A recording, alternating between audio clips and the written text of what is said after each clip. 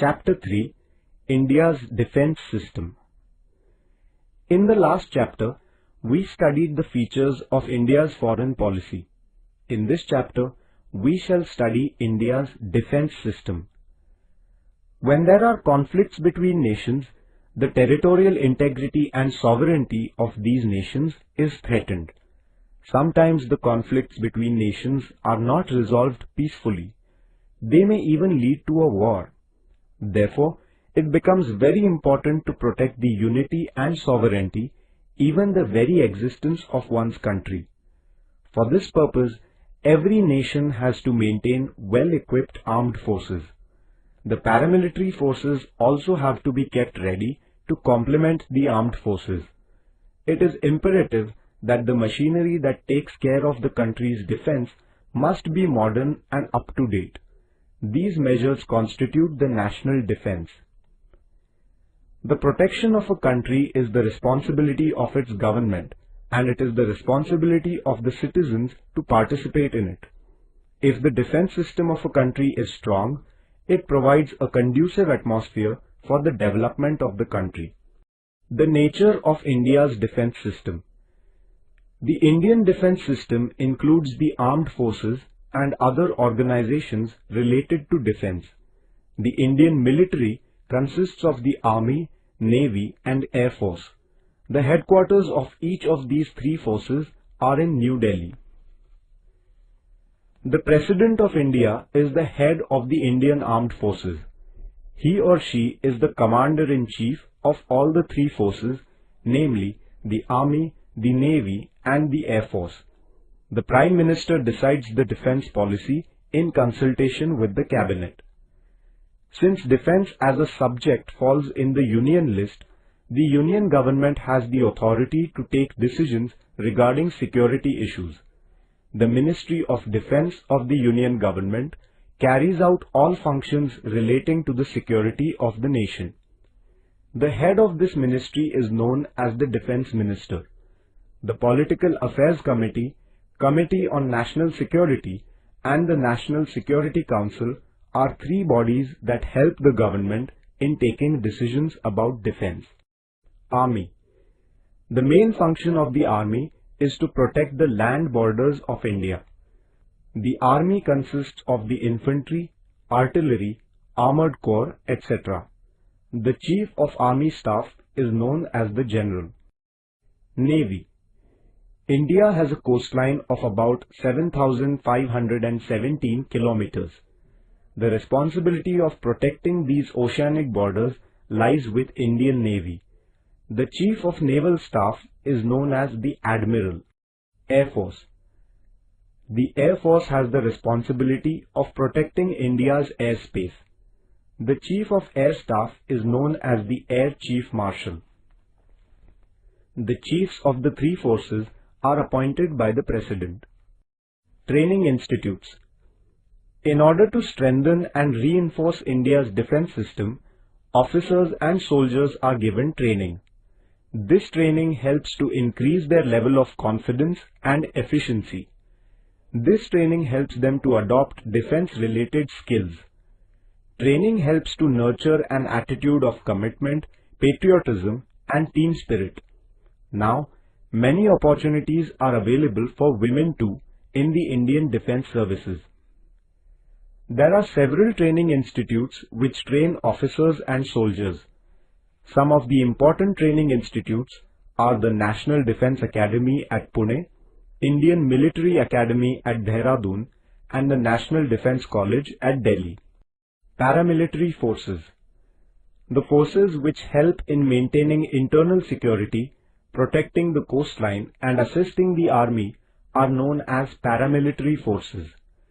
These include the Border Security Force (BSF), Coast Guard, Central Reserve Police Force (CRPF), Rapid Action Force (RAF), etc. The responsibility of the security of important places like railway stations, oil fields and refineries, water reservoirs lies with the paramilitary forces. They also participate in the management of natural or man-made disasters. During peacetime, The paramilitary forces also have the responsibility of protecting the international borders. The Border Security Force has to create a feeling of security among citizens in the border areas, prevent smuggling, and patrol the borders. The Coast Guard has been set up to protect the Indian coasts. It carries out various tasks like providing security to the fishing activity within the Indian maritime borders, preventing smuggling on the sea routes, etc.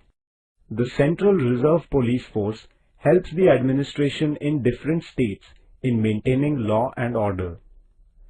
Whenever there is a threat to the nation due to bomb blasts, strikes, etc., the Rapid Action Force quickly moves in and brings normalcy to the lives of the people.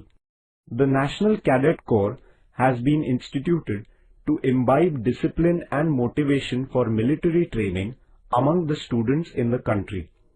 Boys and girls from schools and colleges can join the NCC. Home Guards. The Home Guards organization was raised in the pre-independence period. Citizens can join the Home Guards to assist in the defense of the nation. Any person in the age group of 18 to 50 years can join the Home Guards. The Home Guards have to execute several tasks.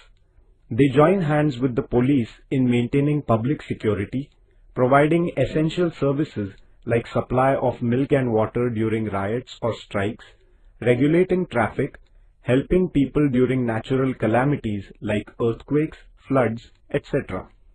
Citizens and defense. Air raids and missile attacks during wars can devastate entire cities. Transport routes, bridges and dams are destroyed. As a result, civic life is disrupted. At such times, citizens should not panic.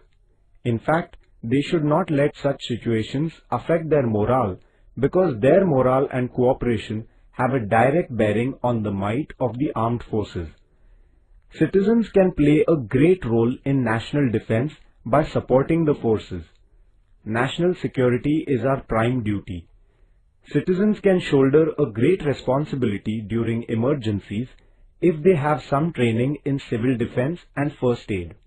Citizens must have elementary information about what precautionary measures are needed during times of emergency. In such situations, malpractices like black marketing, hoarding and smuggling gain strength. There are instances of vandalism and thefts. Citizens must firmly stand up to them at such times. If they cooperate in this way, the security of the country can remain intact. The security of the nation is dependent on the courage and strength of the armed forces and the cooperation and support of the citizens. Citizens must always bear this in mind. The challenges before India's security. In the post-independence period, external forces tried to threaten India's security. There were instances of war between India and Pakistan in 1947-48, 1965, 1971 and 1998. In 1962, China had attacked India. Even today, there are many disputes between India and Pakistan. For example, the Kashmir issue, water sharing dispute, the problem of infiltration, etc. The border dispute with China is a challenge to India's security. In spite of all this, India has always taken the lead in resolving her disputes with the neighboring countries through peaceful means. Today, the biggest challenge before India's security is terrorism, and our country has been trying to wipe out terrorism. India has been supporting the efforts at the international level to root out terrorism.